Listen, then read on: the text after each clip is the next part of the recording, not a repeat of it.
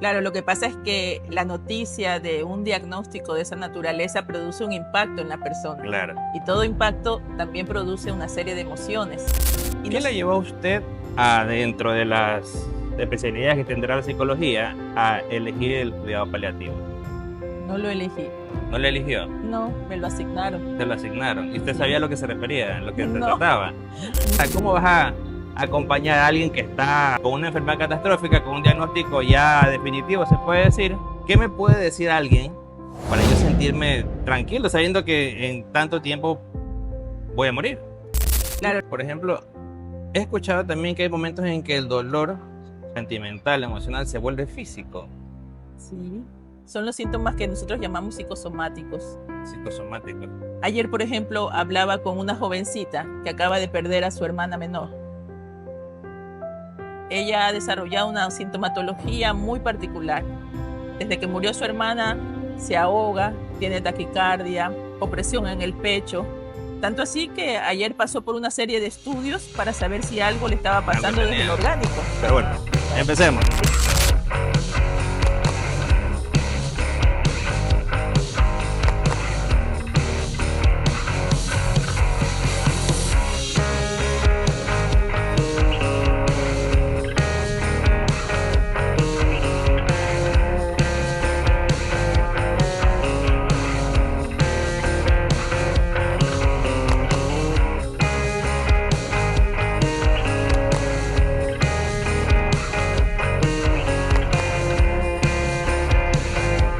Bienvenidos a un episodio más de este podcast No Me Cuentes. Y hoy día tenemos a una gran amiga invitada aquí para conversar. Y expresamente traje una profesional para que no nos cuente, porque a veces escuchamos consejos de la gente y a fin de cuentas no es una opinión profesional de ciertos temas que a veces abordamos. Aquí con la doctora Betty Fay. Recuérdame su título, psicóloga. Soy psicóloga clínica, Psicóloga paliativista. clínica paliativista. ¿Qué es paliativista? Bueno, soy una psicóloga que da acompañamiento a los pacientes que están pasando por un proceso de enfermedad de carácter catastrófico o enfermedades amenazantes para la vida. ¿Sí? Entonces, acompaño durante todo el proceso de la enfermedad, pero sobre todo acompaño en el duelo. Okay. O sea, hay muchas personas, yo creo que no conocen de esta actividad. O sea, la gente conoce el psiquiatra, que es el que medica, y el psicólogo, que es el que aconseja, a la morocha. A Pero la morocha. esta actividad que usted ejerce es muy poco conocida, creo yo. E incluso para algunas personas a mí me parece un poco rara. ¿Cómo vas a acompañar a alguien que está con una enfermedad catastrófica, con un diagnóstico ya definitivo, se puede decir? Este, ¿Cómo trata eso de allí? O sea, uno diría, o sea, ¿qué me puedes decir si a mí me diagnostican algo y me dices que me queda tanto tiempo? O sea, ¿qué me anima en ese tiempo a mí? ¿Qué me anima qué me puede decir alguien para yo sentirme tranquilo sabiendo que en tanto tiempo voy a morir? Claro, lo que pasa es que la noticia de un diagnóstico de esa naturaleza produce un impacto en la persona Claro, y todo impacto también produce una serie de emociones. Y no se trata de lo que te puedo decir, se trata de cómo te voy acompañando para que vayas aceptando. manejando y aceptando lo que te está pasando, ¿sí? Pero sobre todo que lo manejes de la mejor manera, porque ante un desborde de ansiedad o un desborde de angustia, la contención, el acompañamiento es fundamental para que tus emociones puedan estar de tal forma que vivas ese proceso, ¿sí? Eh, Tratando de organizar tus pensamientos, de tener claro qué decisiones son las más correctas, cuáles debes de tomar y cuáles no. Entonces el psicólogo que acompaña en esos momentos es como un muro de contención, Yeah. ¿sí? Que hace que la persona no se sienta sola, sobre todo eso. Yo ayudo a las personas a no sentirse solas en todo ese proceso.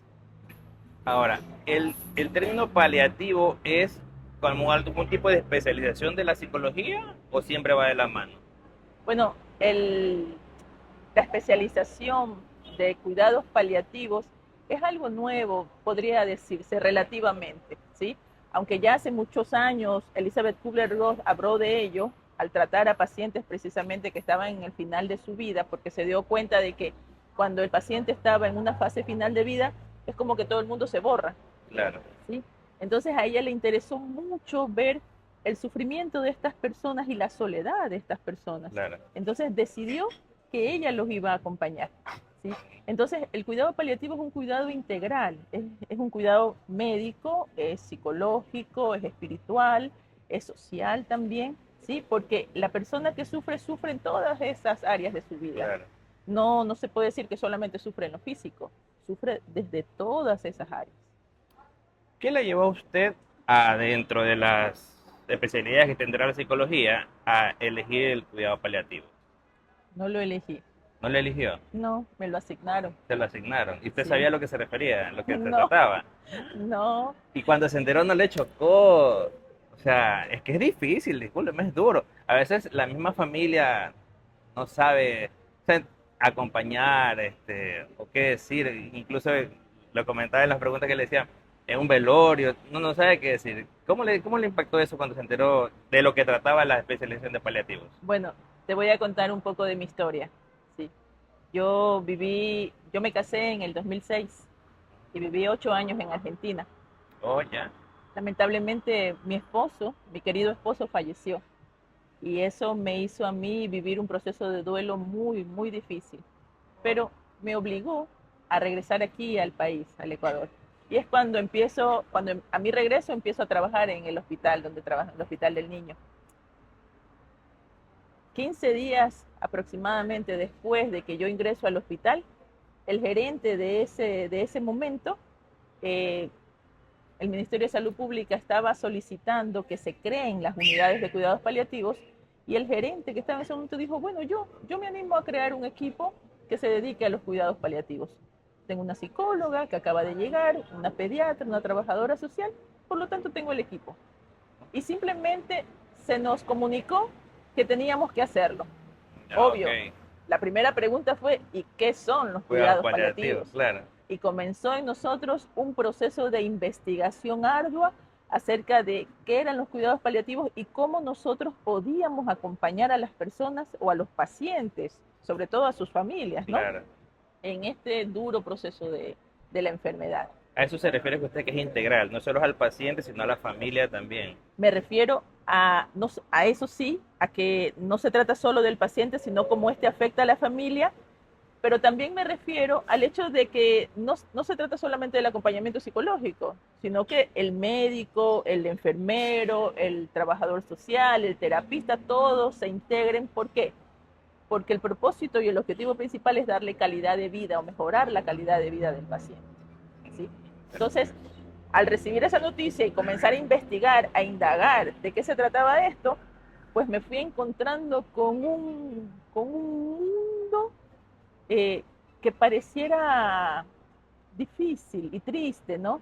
Porque tú dices, Claro, ¿cómo puedes acompañar claro. en algo Es más, tan... mucha gente se aleja de esas situaciones porque no sabe cómo reaccionar. Una de las respuestas que yo más obtengo es, ¿cómo puedes hacer eso si es tan Exacto. triste, ¿no? Es tan triste. Pero no, porque cuando tú lo ves desde otra perspectiva, dice, yo tengo el privilegio de acompañar. Tengo el privilegio de que cuando todo el mundo se quiere ir, ahí estoy yo dando la Exacto. mano, ofreciendo mi abrazo. Nosotros en el hospital cre creamos esto del abrazo paliativo, lo instauramos, El ¿sí? abrazo El paliativo. abrazo paliativo. Entonces, eh, fuimos descubriendo que es una especialidad realmente muy bonita y muy humana, hoy que se está hablando tanto de la humanización, de la atención, Claro. de salud. Entonces, es una especialidad muy humana. Y me fui enamorando de eso, ¿sí? Y por lo tanto, al ir investigando, me fui especializando. Ahora, si de por sí los cuidados paliativos son complicados, eh, tratándose quizás en personas adultas, asumo que suma una complicación adicional tratándose de niños. Sí, sí, claro que sí. Este, ¿Usted ha hecho cuidados paliativos con algún adulto o solo con niños desde que empezó? Sí, he tenido la oportunidad de trabajar con adultos, pero mi mayor experiencia es con los niños. Con los niños. Y este servicio, bueno, obviamente ahorita lo da en el hospital, pero hay personas que la han contratado específicamente para ese servicio. Sí, sí, Sí, hay sí, personas que lo han sí. hecho. Claro, los cuidados paliativos durante mucho tiempo han sido entendidos como solamente el acompañamiento al momento de la muerte del paciente o cuando el paciente va a morir. Hoy en día los cuidados paliativos han sufrido una evolución y un cambio, ¿no? Porque se acompaña al paciente desde el momento mismo del diagnóstico. El diagnóstico. Y si se lo acompaña al paciente, se le acompaña a la familia, ¿sí? Entonces, sí, sí, he tenido familias en lo privado, ¿no? Claro. Que me han llamado cuando han tenido un familiar que sufre de cáncer o Que tiene de, algún diagnóstico tiene ya. algún diagnóstico, sí, amenazante para la vida, Claro. y me han pedido que pues que trabaje con toda la familia. Ok. Una vez asumo que después del tratamiento paliativo llega lo que tiene que llegar, el deceso del paciente. Me estoy muy serio, ¿no? Disculparán esta versión más seria, pero hay que ir De acuerdo al tema. de acuerdo al tema. Aquí no voy a ponerme a hablar como yo hablo normalmente. Es más, de antemano, doctora, me disculpo por cualquier cosita que pueda salir por ahí y por la ignorancia del tema, pero no, por eso estamos aquí. Una vez que pasa todo este proceso, ¿no? Fallece la persona o el niño. Usted mencionó antes duelo. Yo he escuchado que hay tipos de duelo, o sea, el duelo como de perder a alguien en una relación y de perder a alguien obviamente físicamente, que muera. Claro. ¿Existe eso de verdad o es algo que yo he escuchado? No, sí, sí, realmente el duelo realmente debe entenderse como un Yeah. proceso que se desencadena a partir de una pérdida.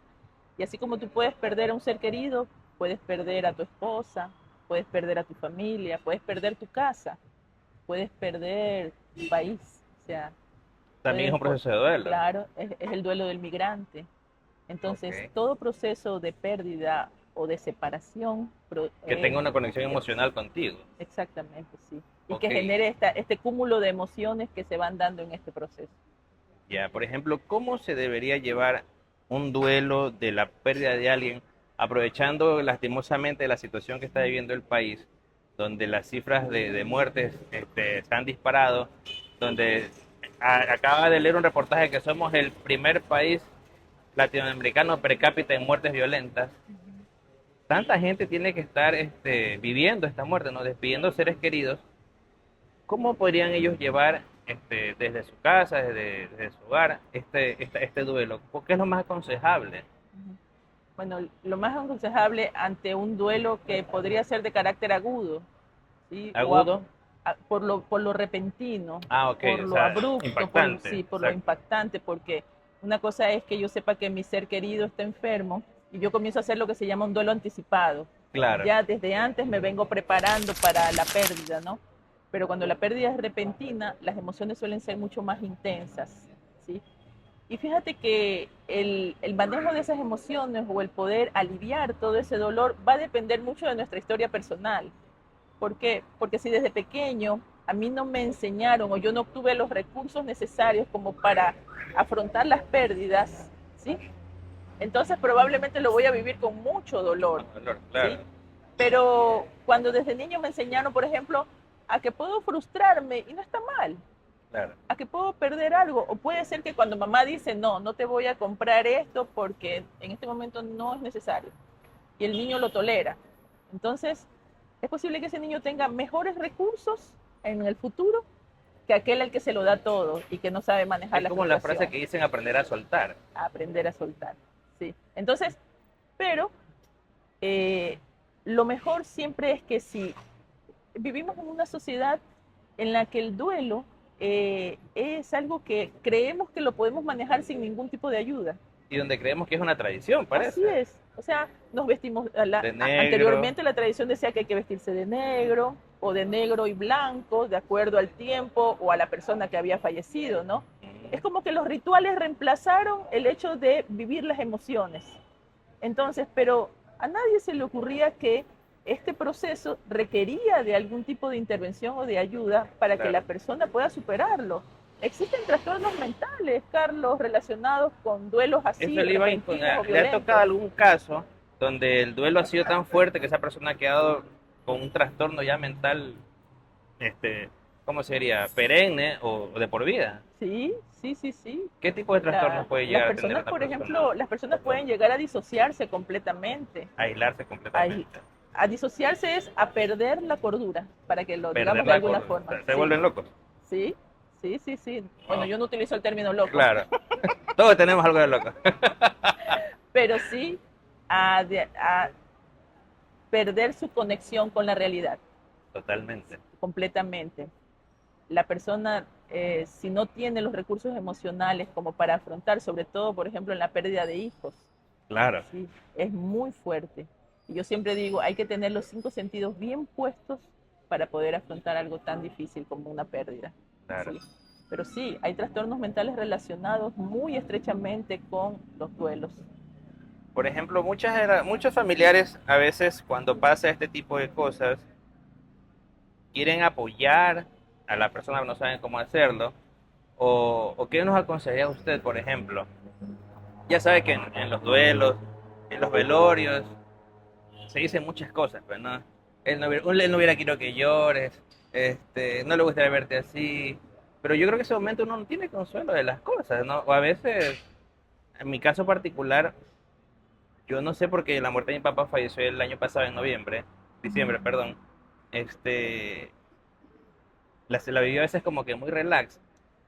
Y yo no quería, incluso no quería ni tenerlo en el velorio 2 días, un día. Yo quería que el mismo día se entierre porque no quería tener esa visita de 100 personas diciéndote lo siento mucho, lo siento mucho. Yo quería ya, o sea. Pero en ese caso, ya que la tradición de aquí es así, ¿qué palabras una persona puede escuchar o cuál sería la mejor opción para acompañar a las personas que están viviendo esa pérdida? A veces, Carlos, la mejor palabra es la que no se dice. Simplemente la presencia de la persona. El silencio, el silencio es un modo de acompañamiento muy respetuoso. Debes evitar quizás frases trilladas, ¿no? Como te entiendo. Y quien ha pasado por un duelo importante, significativo, seguramente va a pensar, como yo lo pensé en su momento, ¿cómo puedes entender si tú no has perdido a alguien así? Claro. O no Sí, lo, quizás perdiste a alguien, pero no lo querías como yo. exacto. O no tienen la misma conexión O no emocional con esa conocías, o persona. no conocías Claro, a la persona, ¿sí? Entonces, el te entiendo, o el tan conocido te acompaña en tu dolor, claro. ¿sí? Bueno, hay expresiones como si tú lo sientes, decir, bueno, sí, lo siento mucho, ¿no? Claro, ¿Sí? porque miren, a mí incluso me parece algo hipócrita, porque la gente lo dice porque es una tradición decirlo, Así porque es es, un cliché, más no porque lo sientes. así Y yo es, decía, no me lo digas, porque yo sé que lo estás diciendo como que me estás saludando. así es. O sea, y es algo frustrante, la verdad, para mí. ¿Y sabes por qué es frustrante? Porque el duelo se acompaña de ira, se Exacto, acompaña de negación, de resistirte a lo que está sucediendo, ¿no? Y como estás muy enojado por lo que está pasando, entonces viene alguien que te dice, te entiendo, yo te entiendo, pero no exacto. llores, Y no personas pueden llores. explotar en ese Exacto, momento. sí, sí, sí. Y algunas han explotado. Yo la verdad creo que viví lo que usted decía en un inicio, ¿cómo es? Un preduelo. Ujú. Un duelo Un duelo anticipado. anticipado, pero por el mismo hecho, mi papá tiene una enfermedad, pero también, no sé si sea bueno o malo, pero yo digo, a ver, mi papá es mayor, lo más lógico es que en algún momento le toque fallecer. Ujú, Y lo manejaba incluso, manejo bastante humor negro, incluso bromeaba con él, y incluso bromeaba con mi mamá muchas veces en este tipo de cosas. ujú. Por ejemplo, diciéndole, pero ya mamá, ¿y cuánto le falta? Le dije. Cosas así. Y se me ríen, ¿ya?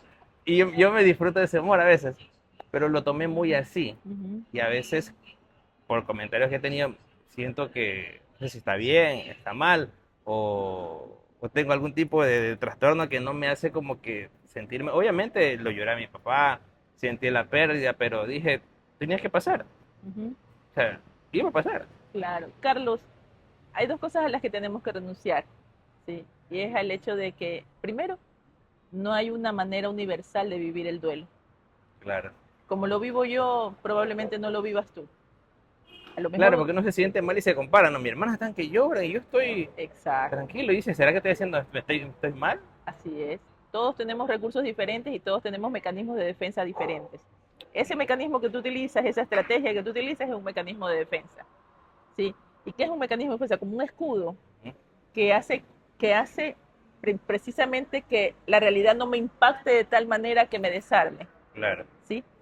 Y hay otra cosa que también, a la que también debemos renunciar, y es que no hay palabra en este mundo que pueda consolar a una madre o a una persona doliente, ¿sí? Porque a lo mejor alguien no ha experimentado el sentimiento. Dicen que ver morir o sufrir la pérdida de un hijo es el dolor más intenso que se puede vivir. claro. Quizás, probablemente. Pero si yo no he tenido hijos, Claro, no vas a entender ese no dolor. lo voy a entender, pero pude haber perdido a mi pareja y para mí ese es el dolor más intenso que he vivido, o pude haber perdido a mi madre y ese es el dolor más intenso que me ha tocado vivir en la vida. Entonces, los dolores o los duelos no se comparan, Ok, ¿sí? Y quizás debemos renunciar a eso, es decir, a mí me duele más que a ti. No, no, claro. a mí me duele y a ti te duele. Y si yo respeto eso, pues entonces nos vamos a acompañar de mejor manera, ¿sí? Por ejemplo, he escuchado también que hay momentos en que el dolor sentimental, emocional, se vuelve físico, Sí. Son los síntomas que nosotros llamamos psicosomáticos. psicosomático. Ayer, por ejemplo, hablaba con una jovencita que acaba de perder a su hermana menor. Ella ha desarrollado una sintomatología muy particular. Desde que murió su hermana, se ahoga, tiene taquicardia, opresión en el pecho. Tanto así que ayer pasó por una serie de estudios para saber si algo le estaba Algo pasando desde el tenía. orgánico. Nada, todo salió normal. Sin embargo, cuando le pregunté acerca de su hermana, cómo estaba viviendo ella esto de la pérdida de su hermana, se desarmó en llanto. ¿Por qué?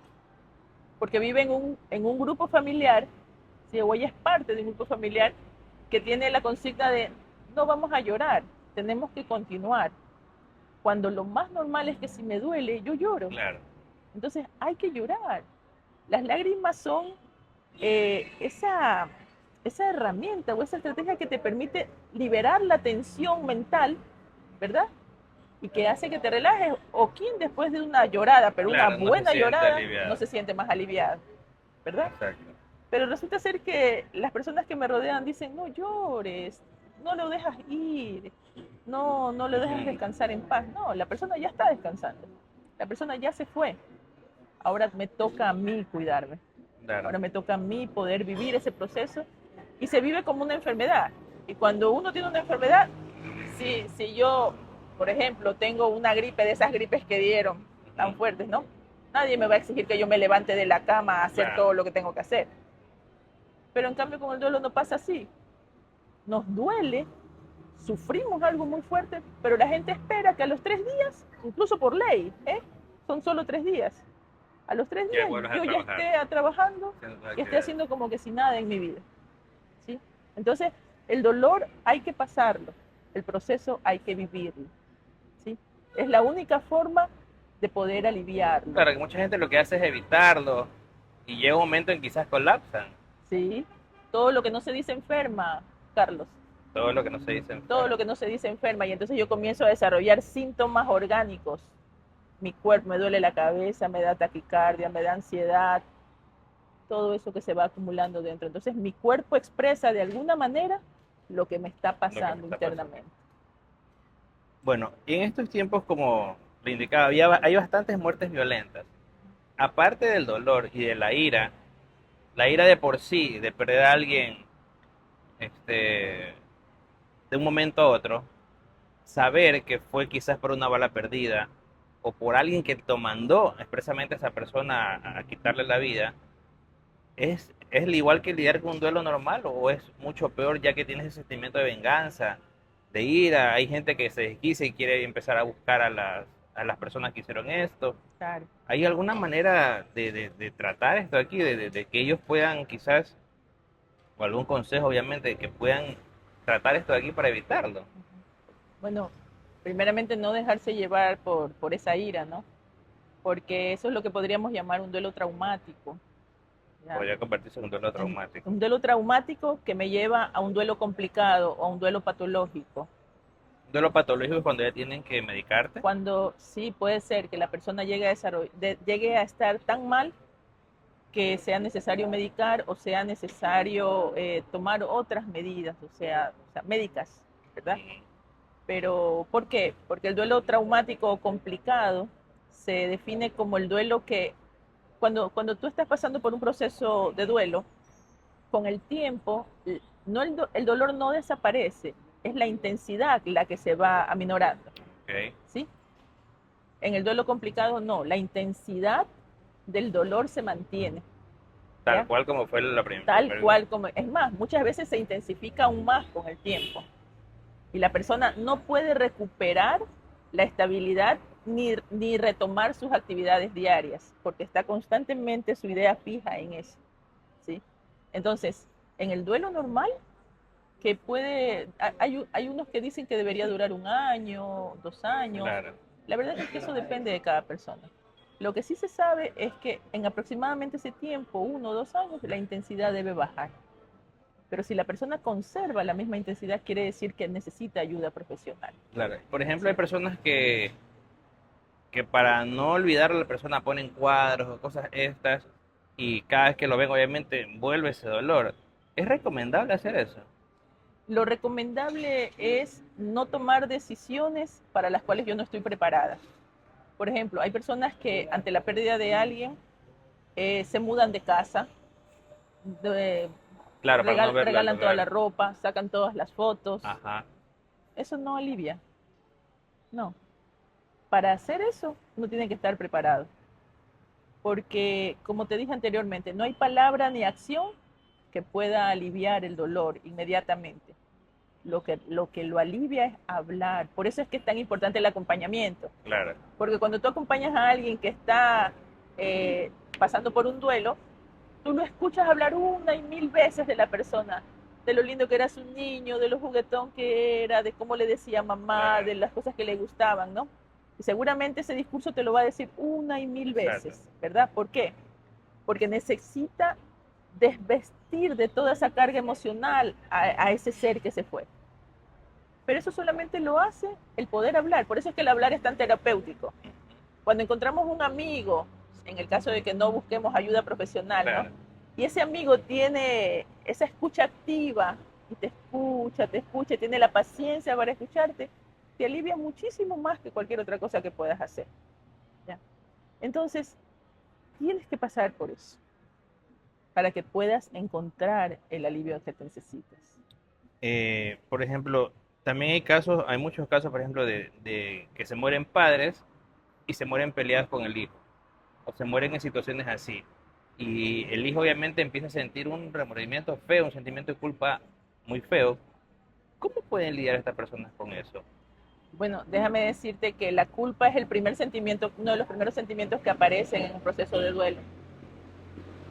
Cuando no has logrado resolverlo en vida, las cosas que tendrías que resolver, ¿verdad? Como por ejemplo eso, una mala relación con un familiar, con un padre, con una madre.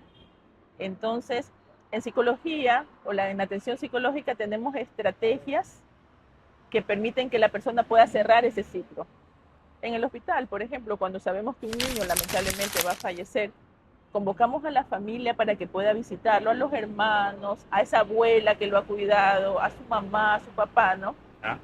Y generalmente los invitamos a que le digan todo eso que le quieren decir cuando el niño todavía está escuchando, ¿sí? Mamá, cuando él todavía te está escuchando, Claro, ¿sí? Entonces suelen pedir perdón, suelen cerrar ciclos. Tuve el caso de un hermanito que no se quería acercar a su hermano, ¿no? Estaba él intubado, todo. Y yo le dijo, ¿por qué no te acercas? claro. Y él me decía, tengo miedo. ¿Por qué? Porque le quiero pedir perdón, pero no sé si él me va a perdonar. Y yo le preguntaba, ¿y por qué le quieres pedir perdón? Porque siempre peleábamos.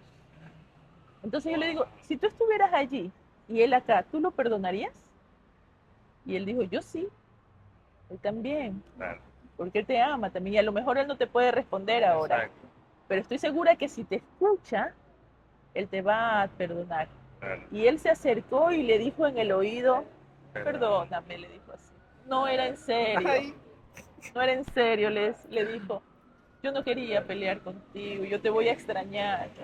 ¿Sí? wow, Entonces, cerrar esos ciclos es sumamente importante. Y cuando no logramos, porque no hubo el tiempo, porque no hubo nadie que nos asesore, no hubo alguien que nos acompañe y nos diga que eso es necesario hacerlo, ¿verdad? Aunque no es fácil decirle a una mamá, tienes que despedirte, mamá, claro, ¿sí? Pero cuando no logramos hacerlo, en la atención psicológica, en el acompañamiento que podemos dar después de la muerte, ¿sí? Tenemos estrategias para ayudar a la persona a cerrar esos ciclos. hubo, recuerdo, una terapia que usted nos hizo, no sé si no recuerdo a quién se la hizo exactamente, que era en un cuarto oscuro una persona sentada enfrente. Es una de las terapias que ustedes utilizan para poder cerrar tu ciclo. Cuando la persona está pasando por un proceso doloroso muy intenso, ¿verdad? Y necesita poder cerrar ese ciclo, hay una estrategia que se llama el de la silla vacía. Mm, Entonces, se crea el ambiente necesario, se pone una silla delante del paciente, el paciente obviamente pues con imaginación guiada, esa es una exacto. estrategia, una técnica de imaginación guiada, imagina que su ser querido está frente a él, está con los ojos cerrados, comienza a hablar y en determinado momento, obviamente siguiendo indicaciones, ¿verdad? En determinado momento deja que la persona se vaya y le dice adiós. Esa es una técnica, una de las tantas Wow, que hay. una de las tantas. Wow, wow.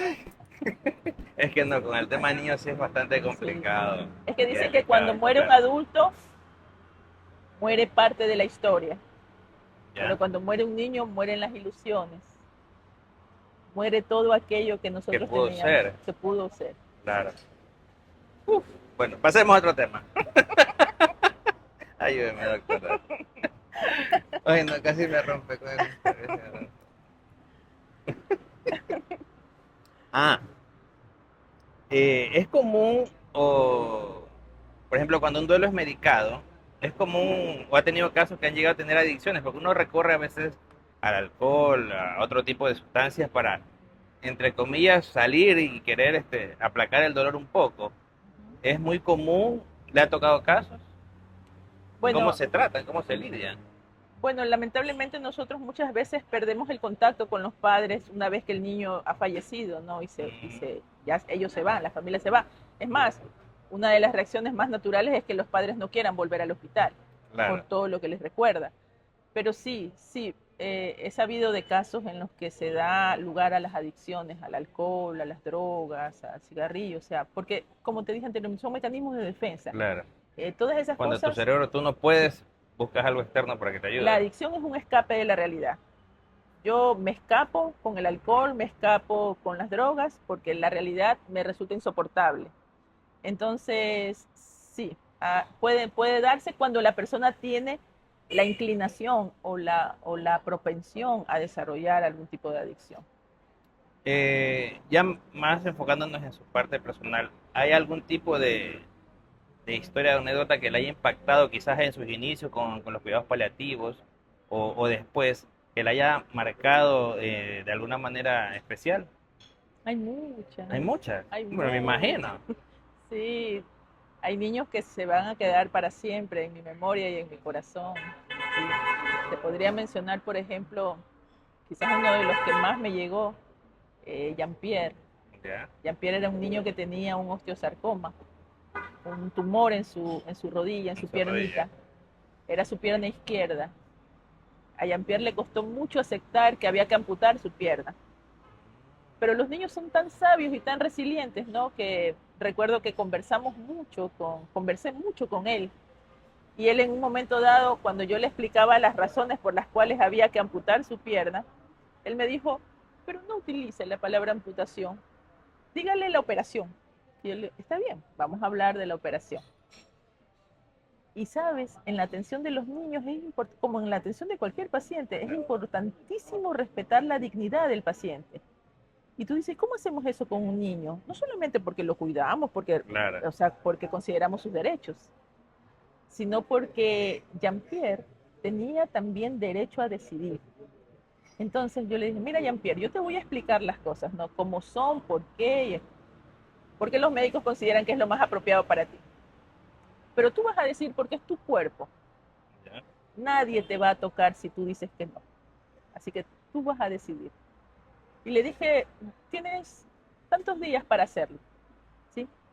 Y Jean-Pierre se quedó tranquilo, muy tranquilo y Para dijo, decidir, un tiempo para claro, dijo, decidir. ah, yo decido, claro que sí, Jean-Pierre. Regresé después de los días que le había dicho y Jean-Pierre me dijo, no estoy preparado todavía para tomar una decisión. Está bien, ¿cuándo regreso? Mañana a la 1 de la tarde, doctora. Y yo regresé y Jean-Pierre me dijo, lo pensé muy bien y he decidido que sí, que está bien, que vamos a hacer la operación, pero con una condición, que usted me acompañe durante la operación. Ok. Lo acompañé, mientras más acompañas a un paciente, más te apegas a él. Claro. Claro, el cáncer de Jean-Pierre ya había tomado sus pulmones y otras partes Wow. de su cuerpo. Y Jean-Pierre lamentablemente entró en fase final de vida. Jean-Pierre era el hijo de una pareja disfuncional, una pareja de padres separados, Separado. cuyo padre había estado la mayor parte del tiempo ausente durante ese proceso de enfermedad.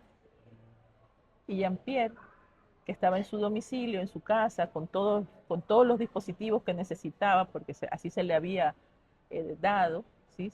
Nos habíamos encargado de que él lo tenga para poder disfrutar de su familia en casa, que era básicamente su mamá. Claro. Jean-Pierre me hace llamar y me hace salir del hospital para ir a visitarlo a su casa. Sí, éramos el equipo de cuidados paliativos, Claro. íbamos todas para allá, pero Jean-Pierre, una vez que vio a la doctora, a la psicóloga, a la trabajadora social, dijo, con la única que necesito hablar es con mi psicóloga. Entonces, ¿Qué edad tenía Jean-Pierre Pelé? Jean-Pierre tenía apenas 10 años. 10 años. 10 años. Entonces la doctora, mi jefa, en ese tiempo, dijo, todo el mundo fuera porque el niño necesita hablar con su psicóloga. Y Jean-Pierre, agonizando casi, ¿no? Me dice que él necesitaba dejar un mensaje para su padre. Y yo le dije, bien, ¿qué necesitas que yo haga? Que usted se lo dé. Y le pregunté, ¿te parece bien si lo grabo? Y él me dijo, sí. Y lo que Jean-Pierre le dijo en ese momento a su padre fue, ¿por qué me has abandonado? ¿Por qué en estos momentos cuando yo más te necesito tú no has estado? Yo te quiero, le dije, te perdono, de verdad te perdono. Yo me voy a ir, papá, y quiero que te quedes con la tranquilidad de saber que yo te perdono. Por favor, no le eches la culpa a mi mamá porque ella no tiene la responsabilidad de lo que me está pasando. Ella Claro. solo ha hecho, lo único que ha hecho es cuidarme. Lo que más Sí. pudo. Y cuando terminamos esa conversación, él me dijo, prométame que se lo va a enviar. Y así lo hice, Carlos. No sé cómo eso habrá impactado a su Claro. padre, pero no creo que... Nada, bien, obviamente. Sí. Es más, no sabemos si siga vivo. Porque Pero imagínense recibir eso de... así O es. sea, si al menos si es una persona con la mínima sensibilidad que debe tener una persona, al ver un mensaje del hijo al cual no has visto o has abandonado, en esa situación, a cualquiera lo rompe, creo yo. Pero la nobleza de este niño es decir, yo te Claro, perdono. a eso voy, a la madurez, bueno, debido también al acompañamiento que tuvo, Sí. que pudo decir este tipo de cosas y ya aceptar y soltar y poder perdonar y dejar este tipo de mensajes sabiendo que ya no va a estar. Sí. ¿Eh? Jean-Pierre se despidió esa tarde diciendo, gracias doctora, probablemente sea la última vez que nos veamos. Gracias, Ay, no. gracias por todo. Cuando pasan estas cosas, asumo que usted también sale y llora.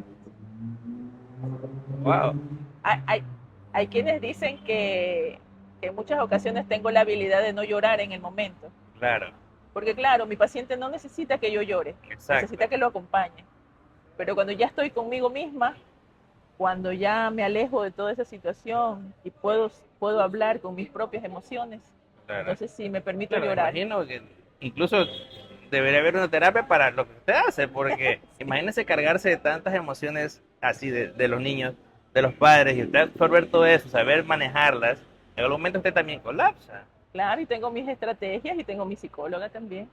Wow. ¿Usted es psicóloga? ¿Tiene psicóloga? Claro, Ven, no sabía eso. Que los psicólogos voy a tener psicólogos.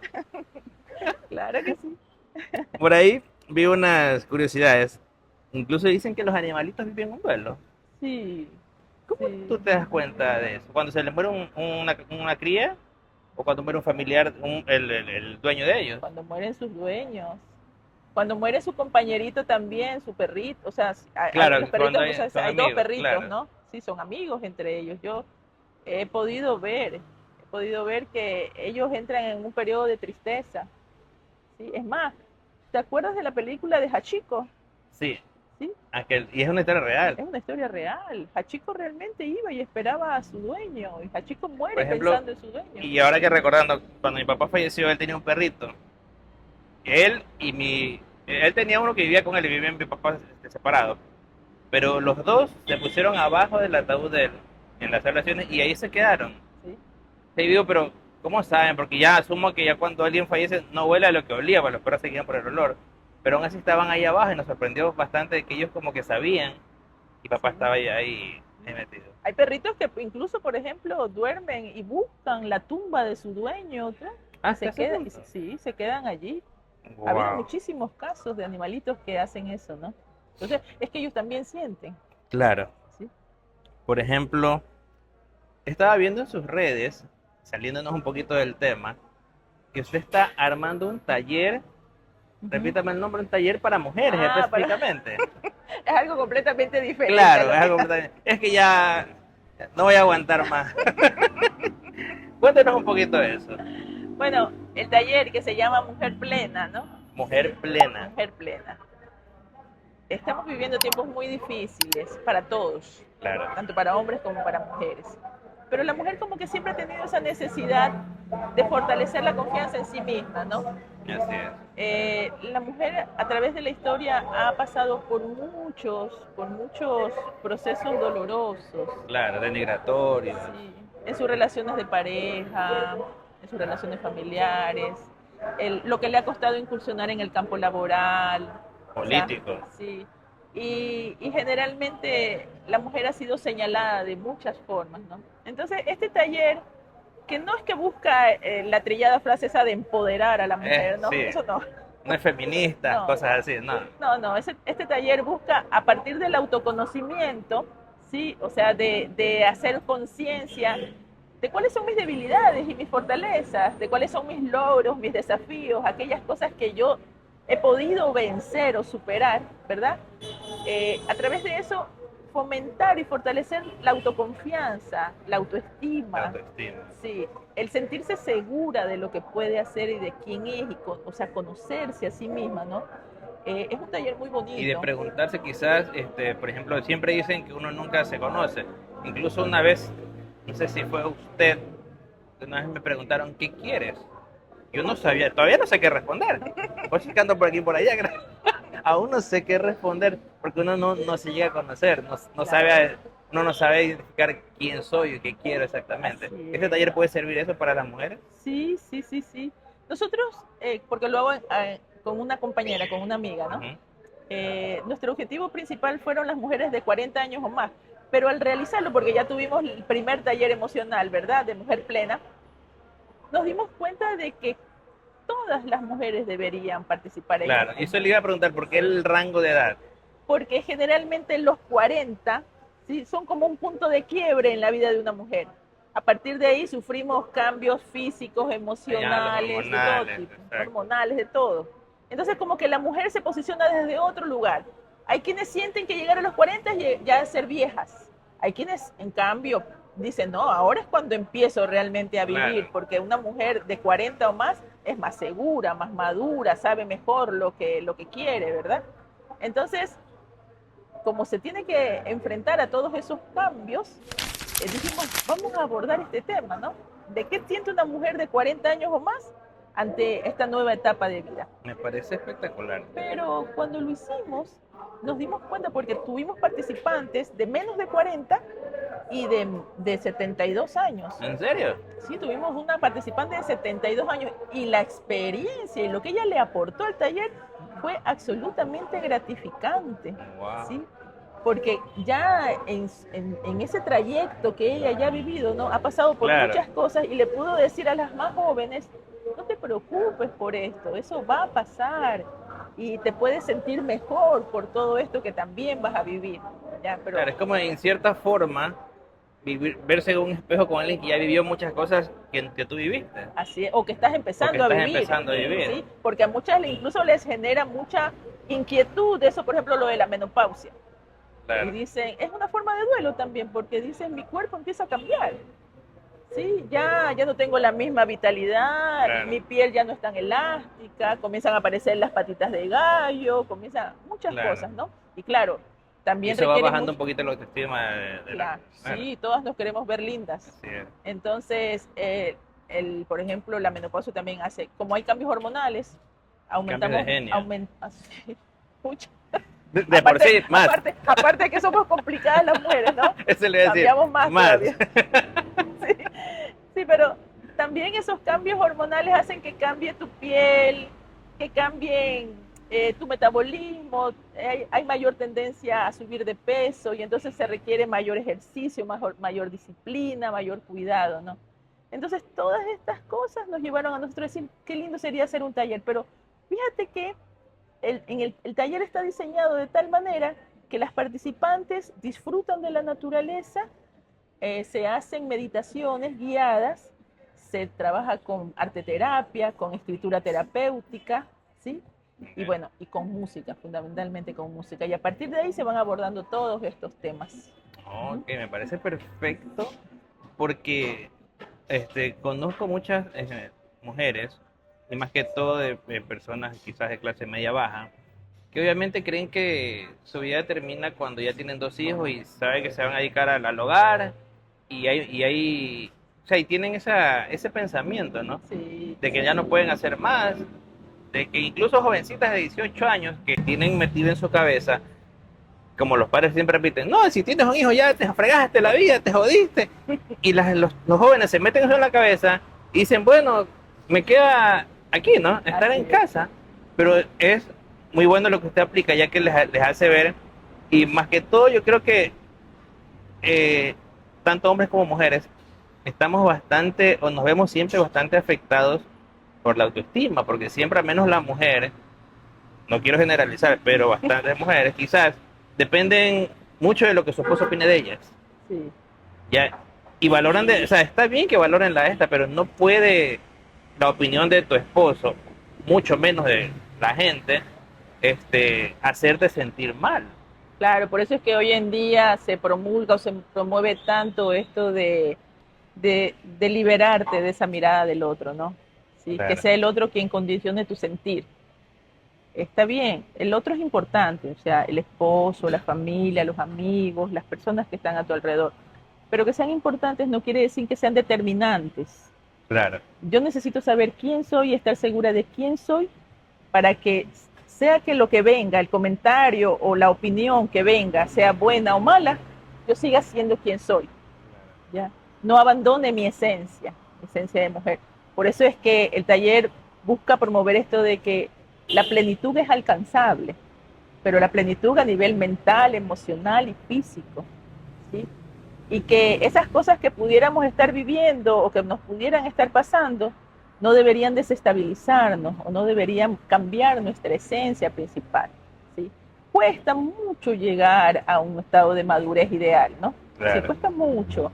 Y lamentablemente el condicionamiento, o sea, el pensar que lo que dice mi esposo, si me ve bonita, si me ve fea, si me dejó, si me abandonó, Claro. ¿no?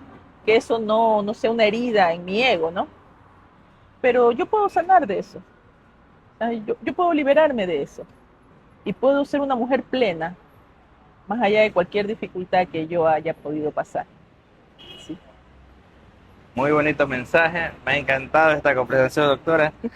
Y para ir cerrando, como comentaba, que los duelos y bueno, incluso lo de perder, de una mujer cuando se separa de su esposo o cuando siente esta falta de afecto porque la critican algo, Uh -huh, viene muy atado a nuestras emociones de niñez, uh -huh. de cómo nos criaron.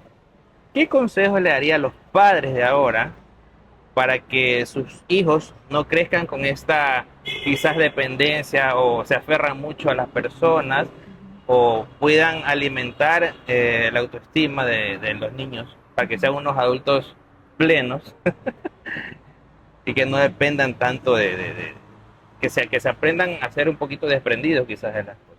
Claro. El rol de los padres o la mayor responsabilidad de los padres es criar hijos que puedan ser independientes. Por lo tanto, podría decirte muchas cosas, pero básicamente es hacer que sus hijos se sientan amados, darles tiempo de calidad, ¿sí? Mucho tiempo de calidad. Abandonar esto. Sentirse amado no es comprarles Sí, cosas. no. Es dedicar tiempo, es dejar de lado este aparatito y acompañar a tu hijo en el juego, en su aprendizaje, en todo, ¿sí? Fomentar la autoconfianza, por ejemplo, en las niñas, el enseñarles que nadie puede venir y maltratarlas y ellas quedarse calladas, ¿sí? Y la mejor forma, ¿no? La mejor forma es amándolos, amándolos. Es no sobreprotegiéndolos. Sobreproteger no es amar, ¿sí? Sobreproteger Claro. es vivir con miedo, miedo que le pase algo. Es cuidar y al mismo tiempo empezar gradualmente a dar libertad y a enseñarles que ellos pueden.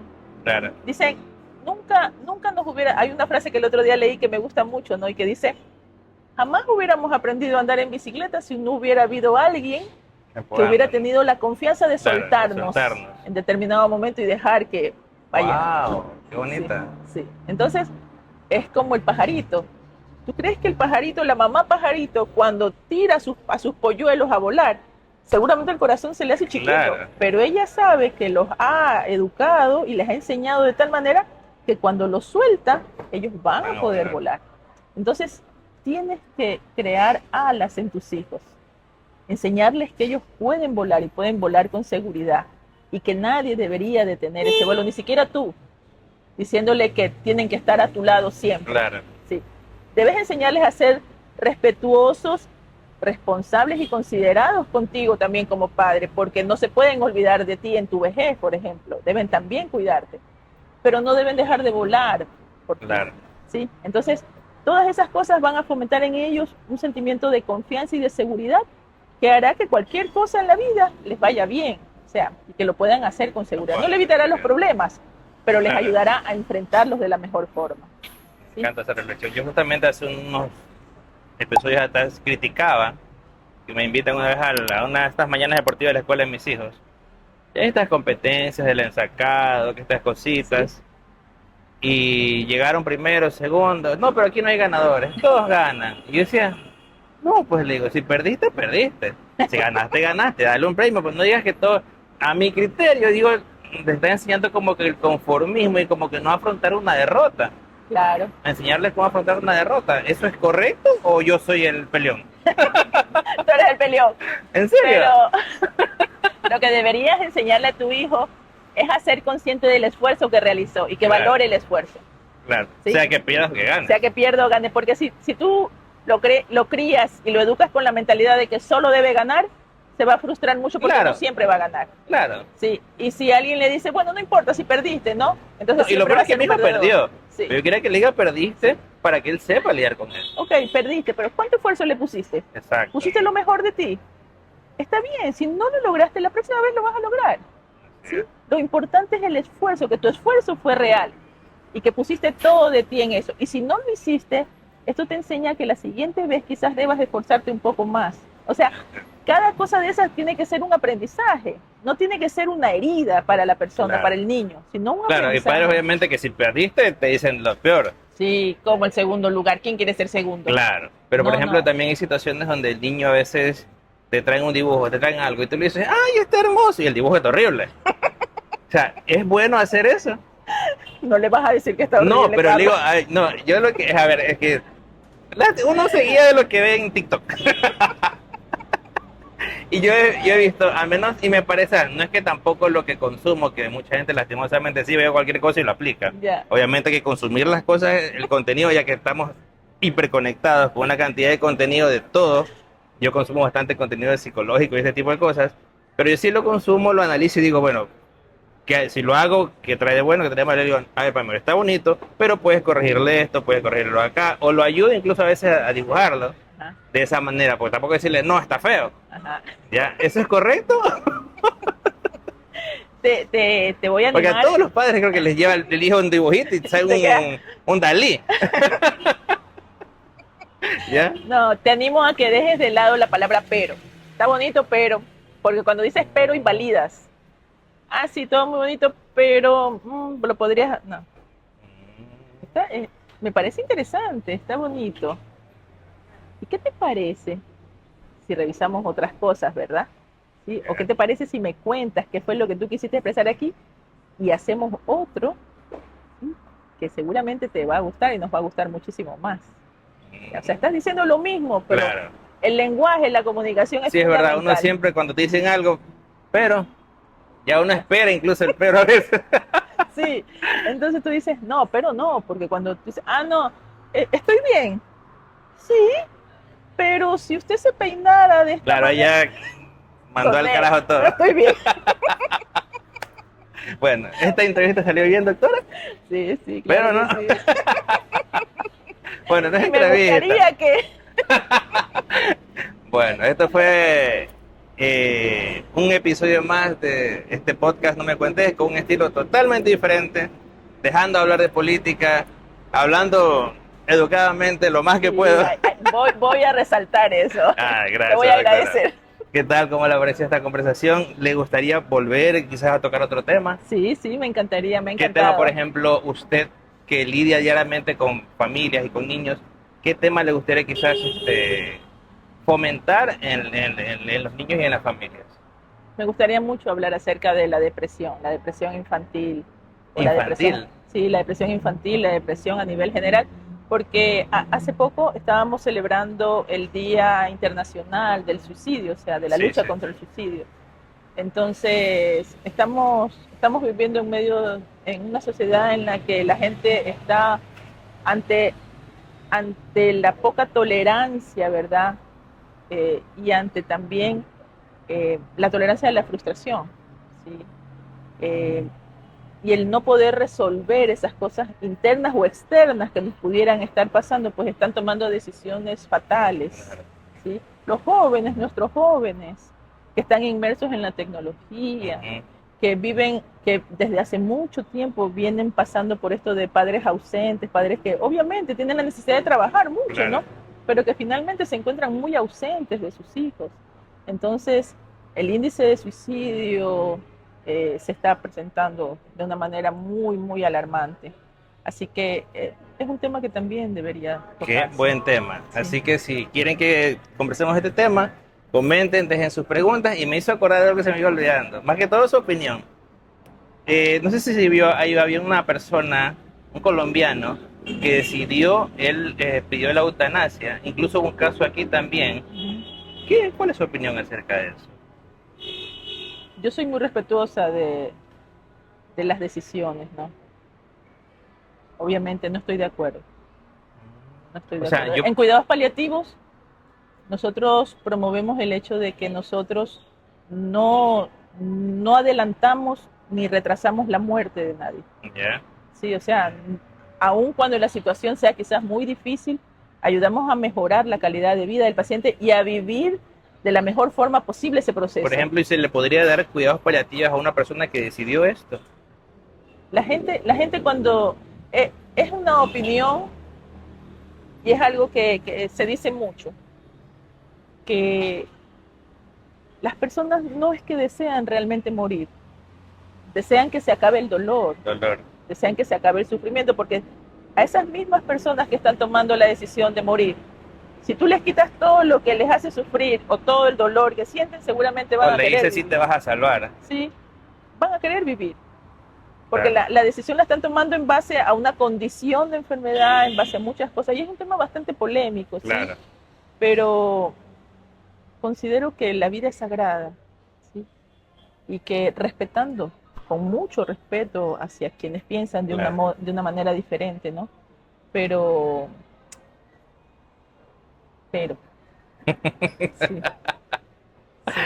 Sin embargo, creo que todavía como profesionales de la salud podemos hacer muchas cosas para aliviar el sufrimiento de las personas. Si buscamos la ayuda a tiempo, si atendemos a tiempo, si nos damos cuenta de los síntomas a tiempo, ¿verdad? Entonces quizás podríamos evitar Claro. muchas de estas decisiones. Pero bueno, personalmente no estoy de Claro. acuerdo. Sí. Perfecto. Bueno, muchas gracias, doctora. Ha sido la doctora Betty Fey. Aquí va a dejar sus redes sociales para que la sigan, que le pregunten por el taller que está haciendo. Y bueno, ha sido un gusto conversar con usted, doctora. Gracias, Muchas Carlos. gracias.